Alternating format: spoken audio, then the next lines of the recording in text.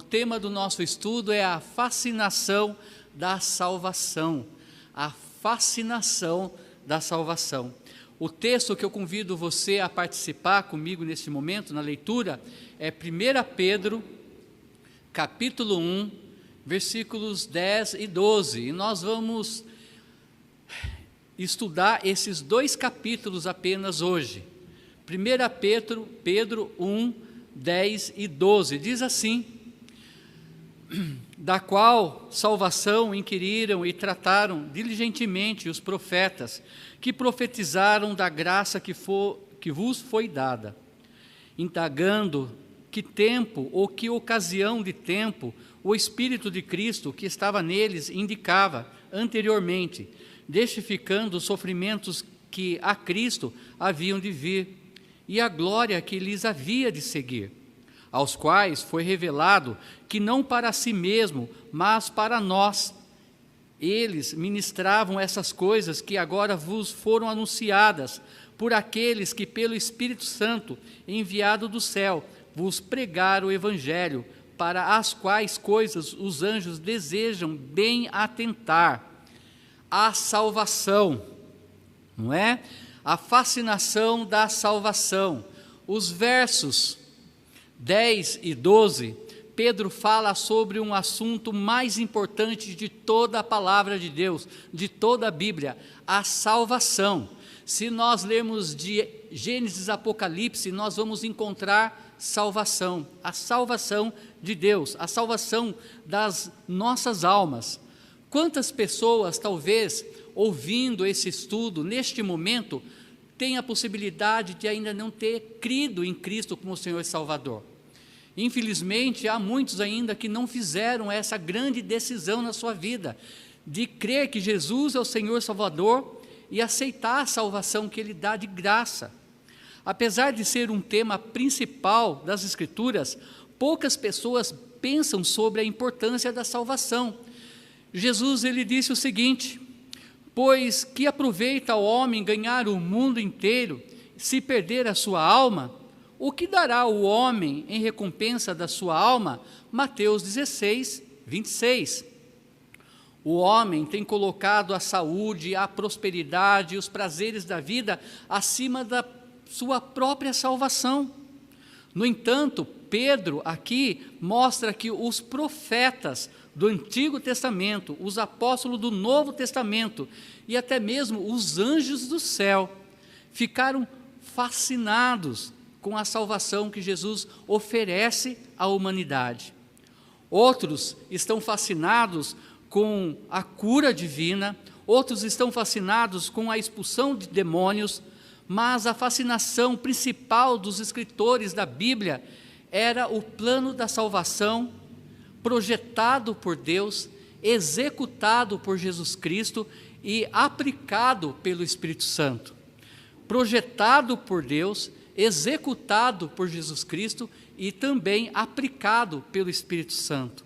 Hebreus, capítulo 2, versículo 3, diz assim, que como escaparemos nós se não atentarmos para uma tão grande salvação, a qual, começando a ser anunciada pelo Senhor, foi-nos depois confirmada pelos que ouviram? Amados, a palavra fascinação significa então atração irresistível ou fascínio. Muitas pessoas dizem: aquela igreja só fala de dinheiro, aquela igreja só fala de demônios, aquela igreja só fala de expulsar demônios, aquela igreja só fala sobre curas, aquela igreja fala em outras línguas. Nós devemos agradecer ao nosso Deus, porque a nossa igreja, Batista Vitória, em Sorocaba, fala a palavra de Deus, fala sobre a salvação, e isso é o importante. Como eu sempre tenho falado, muitos estão deixando Cristo do lado de fora, estão deixando de pregar o verdadeiro evangelho, pregar a salvação em Cristo Jesus. Pedro, aqui, ele apresenta 3 classes de pessoas que ficaram fascinadas com a salvação de Jesus. Em primeiro lugar, os profetas, eles ficaram fascinados com a salvação. Versículo 10 diz: da qual salvação inquiriram e trataram diligentemente os profetas que profetizaram da graça que vos foi dada. A palavra profeta, na Bíblia, significa alguém movido pelo Espírito Santo, alguém que declara uma verdade escondida, ou aquele que leva uma mensagem que ainda aquela nação, aquele povo ou o mundo ainda não sabe. Muitas vezes, essa verdade também estava escondida dos próprios profetas. Eles mesmos não sabiam, muitas vezes, sobre o que seria aquela profecia. Ele profetizava sobre o assunto, mas não, muitas vezes, entendia o que estava acontecendo. E isso foi o caso do nosso profeta Daniel. Diz assim a palavra de Deus: e eu, Daniel, enfraqueci, e estive enfermo alguns dias. Então levantei-me e tratei do negócio do rei, e espantei-me acerca da visão, e não havia quem a entendam. Capítulo 8, e versículo 27, então, de Daniel. Nem o próprio Daniel conseguia entender o que ele estava vendo, ele tinha que profetizar. O importante é que os profetas do Antigo Testamento ficaram fascinados com a salvação de Deus. O plano de salvação que Deus oferece, tanto do Antigo como Novo, não tem diferença. É Cristo sendo então o nosso Senhor e Salvador. Alguém pode perguntar como os homens do Antigo Testamento foram salvos, como que os santos do Antigo Testamento foram salvos. Eu posso dizer que é da mesma forma como hoje nós somos salvos, através de Jesus Cristo. A grande diferença é que os santos do Antigo Testamento, eles olhavam para o futuro. Nós, hoje, olhamos para o passado. E para que eles olharam? Eles olhavam para a cruz no futuro, que viria o Messias, que iria morrer para salvar o mundo. E hoje nós olhamos para trás e encontramos uma cruz vazia, porque Jesus Cristo já pagou o preço pela humanidade. Ele morreu, ele foi sepultado, mas ele foi ressuscitado ao terceiro dia. A resposta então é a mesma. Os profetas, eles ficaram fascinados com a salvação, e essa fascinação os moveu a fazerem então duas coisas. Primeiro, eles queriam saber mais sobre o assunto. Eles queriam entender melhor sobre o assunto da salvação. Versículo 10 ainda diz: da qual salvação inquiriram. Inquirir quer dizer investigar ou escrutinar. Escrutinar é vasculhar, é se aprofundar para aprender, saber sobre aquele assunto. Os magos do Egito, eles estavam interessados na magia. Os caldeus estavam preocupados com a astrologia, e os gregos, eles estavam preocupados com a filosofia. Mas os profetas de Deus estavam fascinados com a salvação do ser humano. É muito interessante isso. Os egípcios estavam interessados na mágica, os caldeus na astrologia, os gregos na filosofia, mas os profetas estavam fascinados na salvação de Deus para com os homens. Deus sempre vai revelar ao homem que o busca com sinceridade. Diz assim a palavra de Deus em Deuteronômio, capítulo 4, versículo 29. Então, dali buscarás ao Senhor teu Deus, e acharás quando buscares de todo o teu coração e de toda a tua alma. Se você ainda que não fez essa decisão, você tem sentido no coração o Espírito Santo batendo na porta do teu coração, é porque Ele quer entrar, Ele quer ceiar e ter vida com você. Mas aqui esse versículo nos ensina que se você, de todo o teu coração, buscar ao Senhor, clamar por Ele, Ele vai lhe dar a salvação. Conta-se a história que a rainha da Inglaterra, Vitória, depois de ouvir um sermão na Catedral de São Paulo, ela perguntou a um capelão ali que estava presente se era possível alguém ter a certeza, a convicção da salvação antes de morrer. Então, aquele homem influenciado pelo catolicismo disse que ninguém tem como saber essa verdade, ter a certeza da salvação. E então a rainha, ainda assim, não foi suficiente para ela, ela publicou então no Jornal da Corte, perguntando sobre isso, se alguém poderia responder para ela, se alguém poderia ter a certeza de salvação. E essa notícia caiu nas mãos então de um evangélico, de um cristão, e ele humildemente escreveu uma carta para ela dizendo: olha, a palavra de Deus nos dá a convicção, a certeza, que se você se arrepender dos seus pecados, crer em Jesus, você é salvo. Então, Deus não vai dar e tirar depois. Ele mesmo diz: em verdade vos digo, todo aquele que ouve minha palavra e crê naquele que me enviou, tem a vida eterna, não entrará em juízo, mas passou da morte para a vida eterna. E isso é maravilhoso. Assim como a rainha da Inglaterra, os profetas do Antigo Testamento também inquiriram, queriam saber, procurou saber, investigaram o tempo todo sobre a salvação de Deus, Jeová, e aí encontraram. A palavra salvação, por exemplo, aparece em torno de 25 vezes só no livro de Isaías. O nome Isaías significa a salvação de Jeová. Jacó também, personagem do Antigo Testamento, disse: a tua salvação espero, ó Senhor. Lá em Gênesis 49, 18, fala sobre isso. Eles queriam saber mais sobre a profecia e a respeito do Messias e as suas bênçãos sobre o mundo. No Novo Testamento, duas pessoas quiseram saber também sobre a salvação.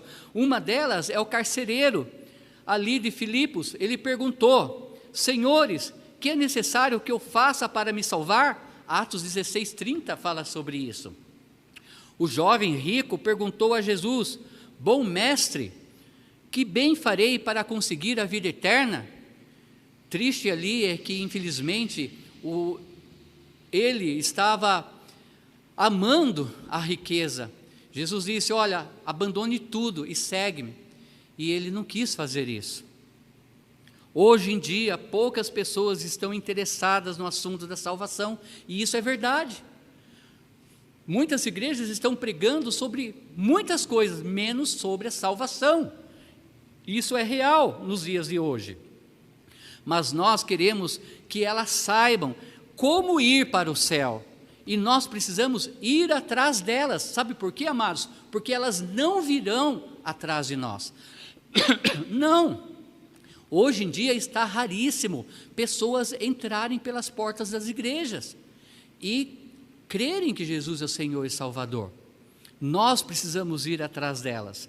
Em segundo lugar, eles queriam também falar mais sobre o assunto, eles queriam saber sobre o assunto da salvação, mas também eles queriam falar mais sobre a salvação. Ainda no versículo 10 diz: e trataram diligentemente os profetas que profetizaram da graça que vos foi dada. Pedro disse que eles profetizaram sobre a graça que nos foi dada. Essa graça é o Senhor Jesus Cristo. Como é maravilhoso pregar sobre a pessoa de Cristo. Esse é o verdadeiro evangelho. Em Isaías, capítulo 52, versículo 7, diz assim: quão formosos são sobre os montes os pés do que anunciam as boas novas, que faz ouvir a paz do que anuncia o bem, que faz ouvir a salvação. São os meus pés, são os seus pés que vão anunciar a salvação. Isaías, ele mesmo foi o profeta que mais falou sobre a salvação. Qualquer pessoa pode ser salva apenas lendo o livro de Isaías. Capítulo 53 nos dá uma amostra disso, como as pessoas, mesmo no Antigo Testamento, podem alcançar a salvação através da palavra de Deus. Isaías 53, por exemplo. Isaías anuncia a mensagem completa do mesmo evangelho que os apóstolos anunciavam no Novo Testamento. Olha, dos versos 1 a 4, ele escreveu sobre a morte e o sofrimento. Dos versos 5 a 6, ele escreveu sobre os nossos pecados. Dos versos 7 a 9, ele fala sobre o sepultamento de Jesus Cristo. Dos versos 10 a 12, ele fala sobre a ressurreição e a glória de Jesus Cristo. Puro evangelho pregado pelos profetas no Antigo Testamento. Aqui nós temos o evangelho na sua íntegra. Jesus morreu pelos nossos pecados, foi morto, sepultado, mas ressuscitou ao terceiro dia. Isaías disse o que o homem precisa então fazer para alcançar a salvação. E isso está lá no capítulo 55, versículo 7. Deixe o ímpio o seu caminho, e o homem maligno os seus pensamentos, e se converta ao Senhor, que se compadecerá dele. Torne para o Senhor Deus, porque grandioso é em perdoar. 55:7 de Isaías. Isso é maravilhoso, mas precisamos deixar para trás a velha natureza, o homem ímpio. Um médico milionário num hospital da China curou um homem de sua catarata. Aquele homem voltou para sua terra, na China, voltou para sua terra na China e depois de algum tempo ele apareceu com 48 homens, todos eles segurando sobre uma corda. Todos os 48 homens eram cegos. E aquele homem, ele sentiu uma grande alegria de poder enxergar de novo. E ele queria fazer o mesmo com aqueles homens. Diz a história que eles caminharam 300 quilômetros a pé, até chegarem então naquele hospital para serem atendidos. Isso é interessante, porque assim também acontece em relação a Deus. Todos nós éramos cegos antes da salvação. Depois que recebemos a luz, nós precisamos agora trazer outros cegos à luz. Nós precisamos fazer o mesmo, trazer esses cegos à luz. Os profetas queriam ficar falando sobre a salvação de Deus, e nós devemos falar sobre ela também, amados irmãos.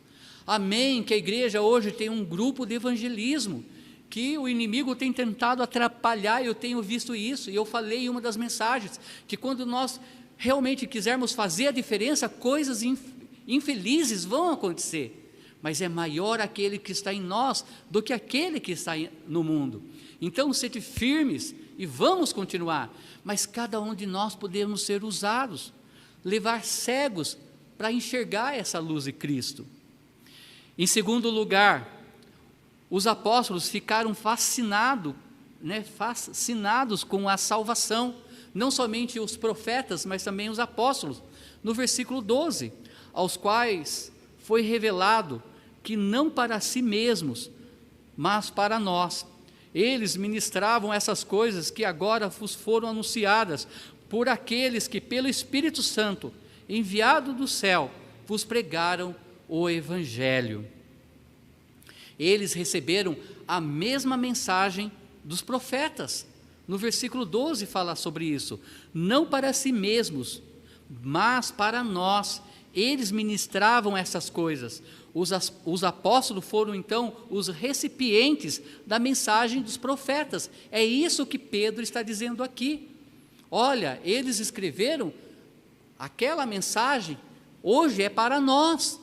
E para todo aquele que quer também crer que Jesus é o Senhor e ser também alguém que vai pregar a palavra de Deus. Amados irmãos, os fariseus, eles rejeitaram a palavra dos profetas. Os saduceus rejeitaram também, mas os apóstolos a receberam. Jesus disse para os fariseus e saduceus: errais, não conhecendo as Escrituras, nem o poder de Deus. Mateus capítulo 22, 29 diz sobre isso. Eles erraram em não conhecer as Escrituras.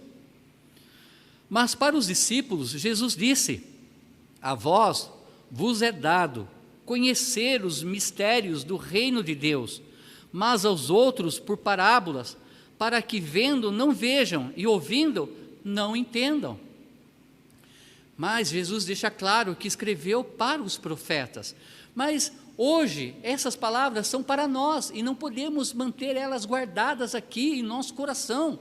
Precisamos pregar, falar dela também. Mas por que existem então pessoas que não recebem essa mensagem de amor, de salvação de Deus?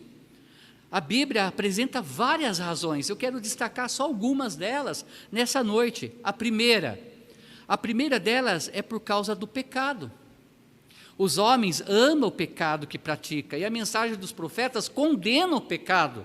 Jesus, ele disse, e a condenação é esta, que a luz veio ao mundo, e os homens amaram mais as trevas do que a luz, porque as suas obras eram más. João 3,19. Ninguém quer mostrar o teu coração, ninguém quer vir para a luz para que não veja o seu defeito, mas Deus tem todo o poder para nos limpar, para nos purificar, para nos perdoar e fazer filhos e filhas dele. A segunda razão, porque os homens não buscam, essa verdade, é por causa da religião.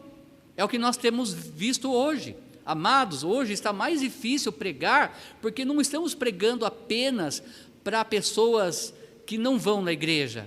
Nós temos que pregar para pessoas que estão indo na igreja, porque muitos são joios e poucos são os trigos. Há muitos não salvos dentro das igrejas hoje em dia. Sabe por quê? Porque as igrejas não estão pregando a salvação em Cristo Jesus. O homem se torna escravo da religião, e a mensagem verdadeira não penetra mais o seu coração e a sua alma. 2 Pedro, capítulo 2, versículo 1 diz: e também houve entre o povo falsos profetas, como entre vós haverá também falsos doutores, que introduzirão encobertamente heresias de perdição. Olha aí, heresias de perdição, e negarão o Senhor que os resgatou, trazendo sobre si mesmos repentina perdição. Como está cheio de mestres, de homens que estão pregando sobre prosperidade, sobre cura, sobre o amor, sobre como a sua família ficar forte, mas não estão pregando sobre a salvação. Que importa o homem ganhar tudo, ter melhor saúde do mundo, ter riqueza e morrer e ir para o inferno? Estão deixando de pregar a salvação. É isso que Pedro está falando aqui. Por isso que a salvação é algo fascinante aos olhos, tanto dos profetas como também dos apóstolos. Esse foi o caso dos fariseus. Por causa da religião, eles achavam que tinham a verdade, mas eles eram cegos, condutores de cegos. Jesus disse: examinais as Escrituras, porque vós cuidais ter nelas a vida eterna, e são elas que de mim testificam. João capítulo 5, 39 fala sobre essa verdade. Os apóstolos examinaram-na, foram salvos.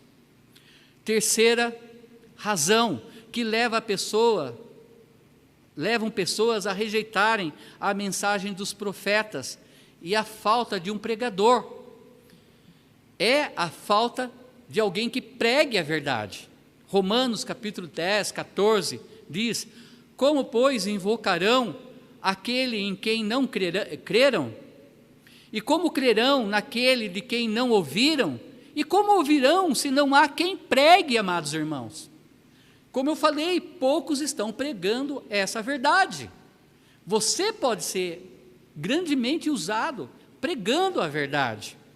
Os apóstolos ouviram e receberam a mensagem dos profetas. Eles fizeram isso. Mas muitos não estão fazendo nos dias de hoje. Olha, eles propagaram a mensagem dos profetas. Essas coisas, no versículo 12, essas coisas que agora vos foram anunciadas por aqueles que pelo Espírito Santo enviado dos céus vos pregaram o Evangelho. Os profetas pregavam sobre o futuro, os apóstolos pregaram sobre o passado, mas a mensagem era a mesma, era a cruz do Calvário. Um olhava para frente, hoje muitos olham para trás, para a cruz vazia. Paulo mostrou esse processo de pregação lá em 1 Coríntios, capítulo 15, 3-4. Ele disse: porque primeiramente vos entreguei o que também recebi, que Cristo morreu por nossos pecados, segundo as Escrituras, e que foi sepultado, e que ressuscitou ao terceiro dia, segundo as Escrituras. Mas olha o início desse versículo: porque primeiramente vos entreguei o que também recebi. Se você é salvo em Cristo Jesus, por que você guarda esse tesouro nesse vaso de barro e não passa para os outros? Aqui está o conteúdo da minha mensagem: a morte e o sepultamento e ressurreição de Cristo. Mas segundo as Escrituras, mas segundo o que está escrito na palavra de Deus. Paulo diz que nos últimos tempos as pessoas voltariam os seus ouvidos às fábulas e não para a verdade da palavra de Deus. A demanda cria a oferta, isso é verdade. Os ouvintes estão produzindo o seu próprio tipo de pregadores, mas Paulo não coçava os ouvidos das pessoas, falando o que elas queriam ouvir. Ele disse: fui ter convosco, anunciando-vos o testemunho de Deus. 1 Coríntios 21 diz sobre isso. De quem Paulo recebeu esse testemunho? Dos profetas. De quem nós recebemos esse testemunho? Dos apóstolos. Os profetas tinham um fascínio pela salvação. Os apóstolos tinham um fascínio pela salvação. E por último lugar, os anjos do céu ficaram também fascinados com a salvação. Ainda no versículo 12, para as quais coisas os anjos desejam bem atentar. Muitos acreditam que aqui está dizendo que os anjos queriam fazer o que nós temos essa possibilidade hoje, de pregar o Evangelho. Olha que algo interessantíssimo. Eles queriam fazer isso. Até hoje, quando uma pessoa recebe a Jesus Cristo como Salvador, os anjos, eles fazem uma festa lá no céu. Lucas, capítulo 15, versículo 10, fala assim: assim vos digo, que há alegria diante dos anjos de Deus, por um pecador que se arrepende. Há alegria lá nos céus, porque eles ficam fascinados com a salvação. Sabe quando uma igreja precisa de avivamento espiritual, amados irmãos, e hoje à noite nós cantamos Aviva no Senhor? Quando o povo não se alegra mais com a salvação de uma alma perdida. Os anjos se alegram, e você tem se alegrado? Ou tem pesado por não ver mais almas erguendo a mão, aceitando a Cristo? A mesma expressão foi usada em relação ao apóstolo João. Quando ele encontrou o túmulo de Jesus vazio, ele ficou fascinado com o que viu, ficou alegre. Assim também os anjos ficam fascinados quando alguém recebe Jesus como o Senhor e Salvador. O hino do cantor cristão, número 274, diz assim: ó, que belos hinos canto lá nos céus, pois do mundo o filho mal voltou. Vede o caminho, o bom pai abraçar, esse filho que ele tanto amou. Glória, glória, os anjos cantam lá. Glória, glória, as harpas tocam já. É o santo coro, dando glória a Deus, por mais um remido entrar no céu. Esse tem que ser o motivo da nossa alegria, amados irmãos. Quando uma pessoa aceita Cristo, a salvação. Os anjos estão o tempo todo olhando para a salvação das pessoas. Eu sempre ouvi dizer que os anjos gostariam de pregar o Evangelho no nosso lugar, mas não podem, porque Deus nos deu essa função. Eu e você devemos fazer isso. Pense nisso, pense.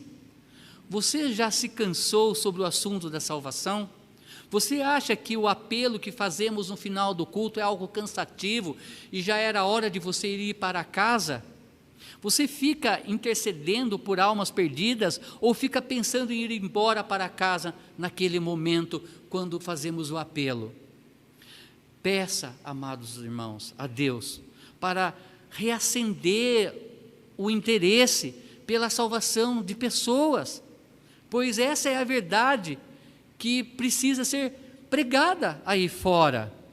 Davi, ele orou e nós devemos orar também. Cria em mim, ó Deus, um coração puro e renova em mim um espírito reto. Não me lances fora da tua presença e não retires de mim o teu Espírito Santo. Torna a dar-me a alegria da tua salvação e sustém-me com um espírito voluntário. Então ensinarei aos transgressores os teus caminhos e os pecadores a ti se converterão. Salmo 51, de 1 a 13, fala sobre isso. Cria em mim, ó Deus, um coração puro, renova em mim um espírito reto. Que possamos ser usados, amados irmãos, na seara do Senhor. Os profetas, eles ficaram fascinados pela salvação. Os apóstolos, eles também ficaram fascinados pela salvação, mas ambos quiseram aprender, crescer e ensinar outros. Os anjos também anelam pregar sobre a salvação. Precisamos ser felizes, alegres, porque estamos em uma igreja que prega a salvação. Maranata, ora vem, Senhor Jesus. Deus abençoe a todos e vamos fazer a diferença com essa mensagem, hoje e durante o decorrer do mês. Que Deus seja exaltado através da minha vida e da sua, pregando sobre a salvação em Cristo Jesus. Deus abençoe a todos e até domingo, se Deus quiser. Vamos orar. Querido Deus, obrigado, Pai, pela Tua palavra, ela não volta vazia. Se há algum ouvinte, ó Pai, que ainda não aceitou Jesus Cristo e entendeu que Jesus é o autor da salvação, que essa pessoa dobre o seu joelho onde estiver, ó Pai, confesse os seus pecados a Ele e creia que Jesus é o Senhor e Salvador da vida dele. Salve essas almas, ó Pai, e Senhor, faça de nós, servos do Senhor, pregadores da Tua palavra, que possamos, ó Pai, fazer o estandarte da Tua palavra e expor ela, ó Pai, para todos aqueles que ainda estão cegos, que possam ver a Tua luz através de nossa vida. É isso que eu te peço e agradeço. Em nome de Jesus, amém. Deus abençoe a todos.